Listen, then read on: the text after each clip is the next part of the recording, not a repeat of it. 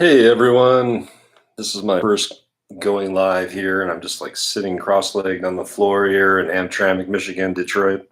I haven't shaved in a couple days. I just came from National Forest for the weekend. We're got a place up there too, a little cabin in the woods. Amazing nature and stuff, just a few hours away from Detroit. But I wanted to make this series for a long time. I've been making posts, videos, and sometimes those get really lengthy, and I'm going to try not to get too lengthy here. As a teacher for 15 years and lecturer and artist, musician type poet person that I am, I have the tendency to go on. So I'll try to get what I want to out for each series episode pretty quick. So anyway, I wanted to talk about all the Lake Mead issues. I've been trying to follow the Lake Mead depth issue for a while now, since it became aware to so many of us that it was getting drastically low. I've been watching various bloggers, on YouTube do great work showing what's going on there and questioning a lot of things.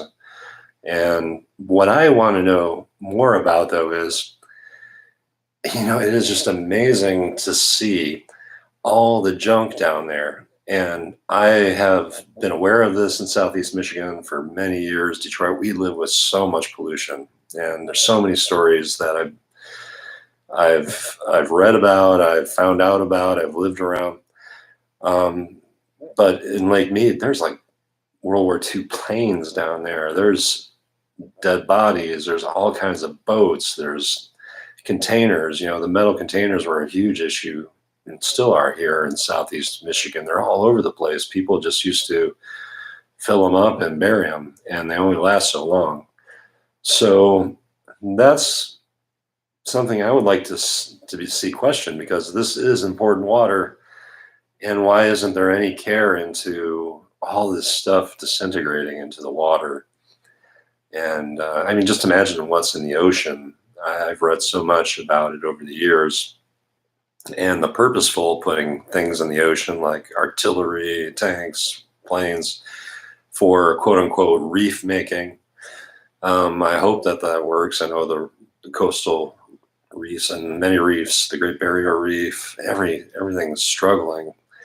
And that's a whole nother post there. So anyway, I'd like to put that out there. How about cleaning up Lake Mead while you have the chance? I know he probably has gained a few inches here the last, but come on, let's try to take advantage of this. It sounds like from all the amazing YouTube weather people that I've been following, these people are awesome. And, they've all been talking about lately that it looks like September, there's not really going to be a lot of rain. There's going to be some hurricanes coming up from, the Africa and up into the Gulf Stream in the Gulf. But why not take this time, since the water's so low, to actually try to clean up some of our mess?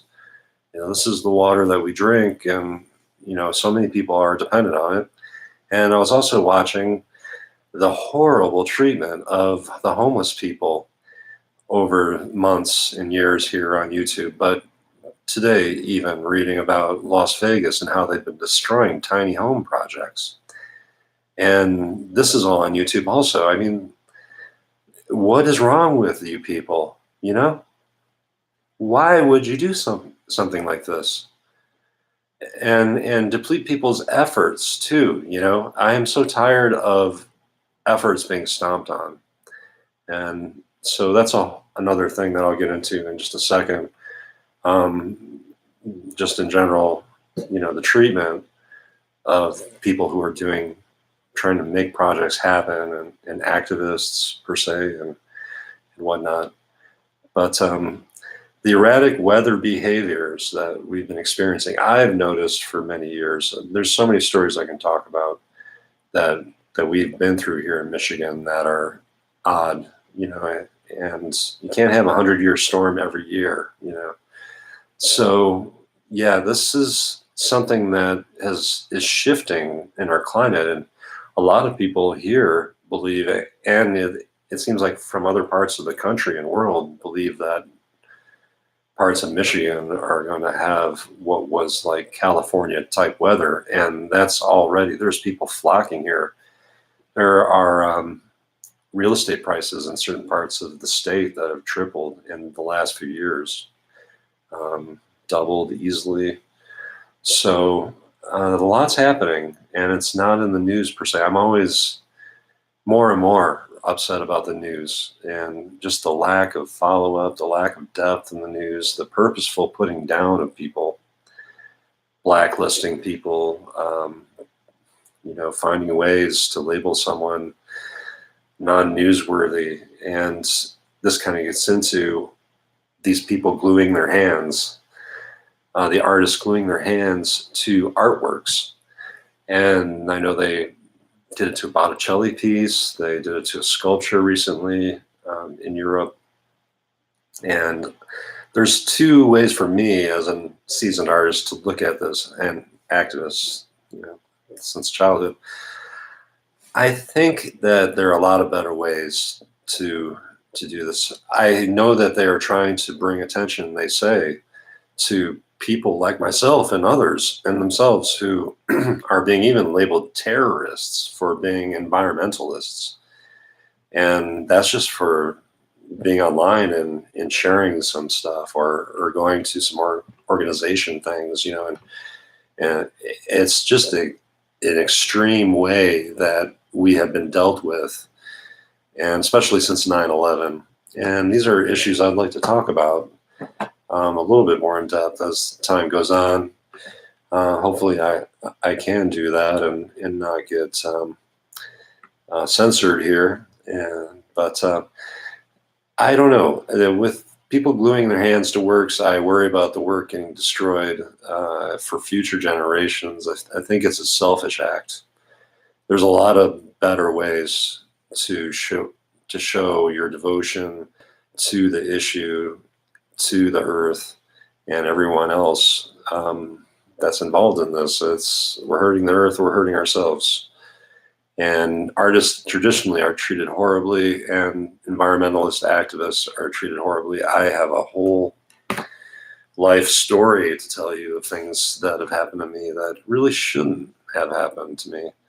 Where, I've gone to or organized various events, cleanups or whatnot, and you get a whole family of people show up to put you down. They don't even help at the cleanup, plantings destroyed, even small plantings. There's been so much vandalism I've experienced as a gardener, and someone who plants trees. It's kind of like a one in, I hate to say it, but really it's almost like 1 in 10 of the trees that I plant in plants over 30 years make it to this point. I do have some success stories, and I can share those with you over time in pictures. But anyway, those are just some of my thoughts for this moment. Again, I'm an artist, musician in Detroit, Michigan, technically Hamtramck. It's an island city inside of Detroit, and right now I'm sitting cross-legged on the floor. That's something I've done ever since forever. I've got a piece that I just pulled out of one of my studios spaces. I have a little studio space in where I can put art. But here is a piece I did, almost 25 some years ago at CCS in Detroit. And it's called On the Floor Again. And if you can see, there's like a computer chair and a belt and a curtain in the window, but the perspective is looking up at the chair that other people, or sometimes I might be sitting in. I spent so much time sitting in chairs for school and making really intense drawings and works that I really have to mix it up and sit cross-legged on the floor. And anyway, I was also a picture of my son who just graduated. It's amazing going off to college. So this is him about, 9 years ago. A quick little sketch I did of him. And he usually sits here when he's here, but on the couch. And he has a great ability, and I wish for him soon to get some more people going to his YouTube. And he calls himself Zesh. So, he's probably gonna get embarrassed, but Zesh English. He's got some awesome videos posted, just a few, but he's got so much more to post. And so maybe now that he's over 18 and more of a free man in college, we'll be hearing more from Zesh English on YouTube. All right, there's a call out to you and everyone else out there. Peace.